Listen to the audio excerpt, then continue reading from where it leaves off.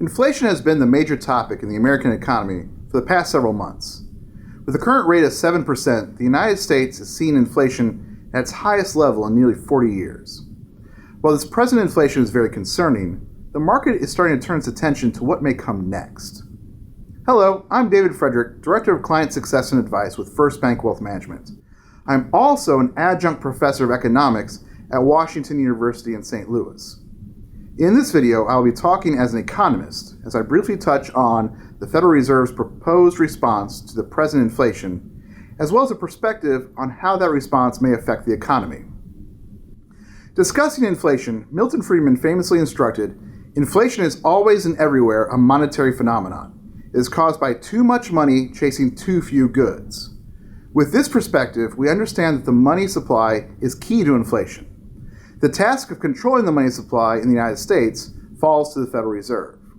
The Fed is able to both increase and decrease the amount of dollars in circulation. For the past 2 years, the Fed has been pumping money into the economy at a tremendous rate in an attempt to limit economic problems caused by the COVID pandemic. Since March of 2020, the Federal Reserve's balance sheet shows that it has created more than $5 trillion new dollars and has more than doubled the money supply. Most of this increase has come from the Federal Reserve's funneling money to the federal government through a bond buying program to fund government spending programs from the past 2 years. This massive creation of money is part of the source of today's inflation. Recently, the Federal Reserve indicated that it would soon begin to slow the creation of new money to combat high and rising inflation. The Fed is likely to taper off its buying of government bonds, as well as raise interest rates on money it loans to banks. Both of these are conventional steps to reduce the money supply and lower inflation. However, both of these steps are also likely to be recessionary. That is, when the Federal Reserve tries to purposely reduce the amount of money in circulation, the result is often an economic recession. For instance, the last time the nation faced inflation rates this high was in the 1970s, as a result of the end of the Bretton Woods gold standard. Starting in the early 1980s, the Federal Reserve, under Chairman Paul Volcker, engaged in an aggressive effort to reduce runaway inflation.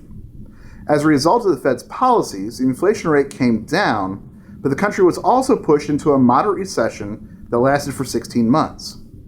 Recessions are painful, but they may be a necessary consequence of efforts to end inflation. However, the Fed must be very careful right now.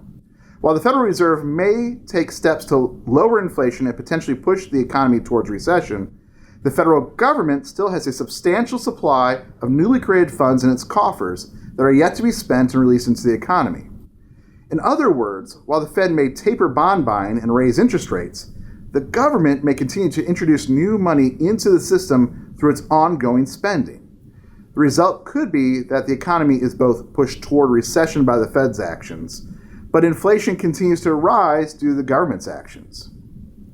These concepts of inflation and recession can be hard to absorb, and their impacts on a complex economy can be hard to understand. But they will certainly have an impact on our savings, our assets, our budget, and our plans for the future. This is not the kind of economy to navigate alone. I encourage you to reach out to a financial advisor at First Bank Wealth Management for professional perspectives, advice, and guidance. You can reach me directly at david.frederick@fbol.com. Thank you.